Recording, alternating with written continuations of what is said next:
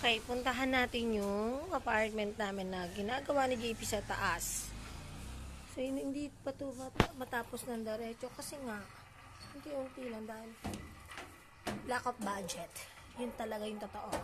Kaya kung magkano lang yung perang prepared, yun lang. Ayan, ito yung flooring, hindi pa tapos. Kulang pa yan. Ayan, si Daddy. Ba, andito pala si Pudge. Nagbabantay. Ito si Daddy. Plastering ng CR.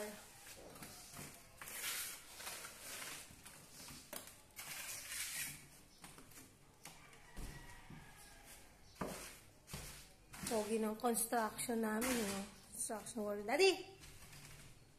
Ow! Matindi ang tingin ng malalim.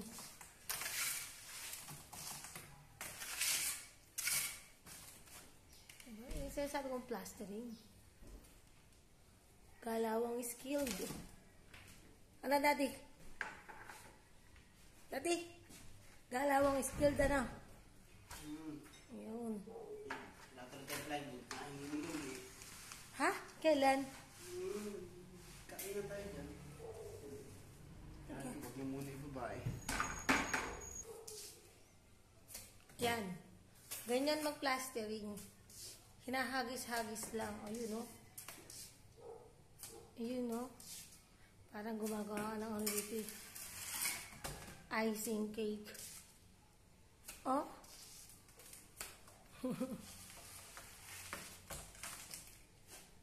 Ito yung CR na ginawa ni Ay, CR. Hindi. Lababo pala. Kaso, andito si Pudge. Pudge, ayaw mo kumain doon. Ito, ang ganda ng lababo namin. Ito yung lababo ng apartment. May basahan kasi, naglinis ako kahapon dyan. Ayan. Tapos, ito na lang ang kulang tong gilid.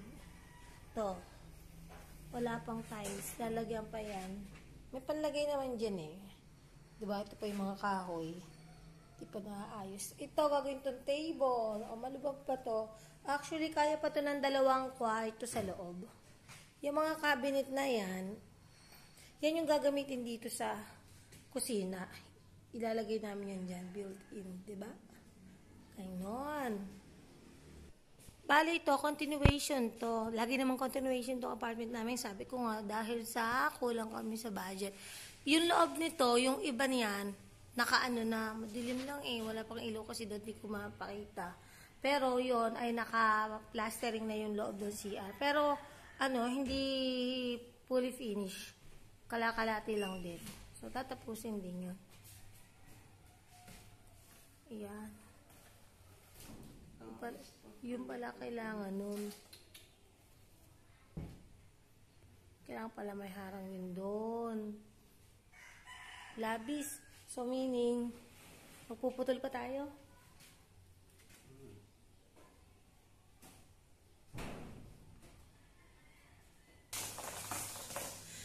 Diba, napakabilis kanina. Kalahati pa lang ngayon. O, tapos na.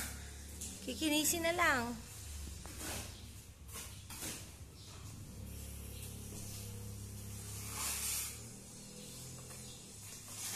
Ayan, no?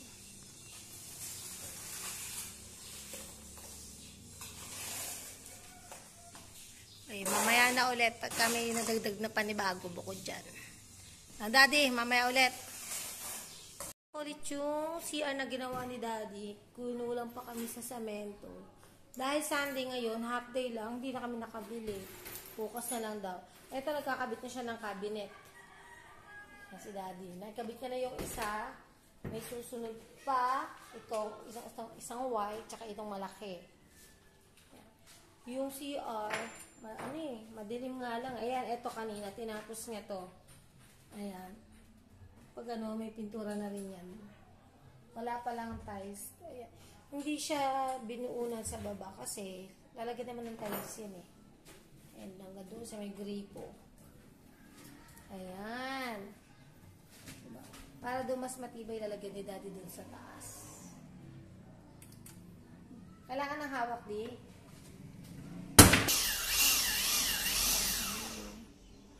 Matibay na yung cabinet na yan.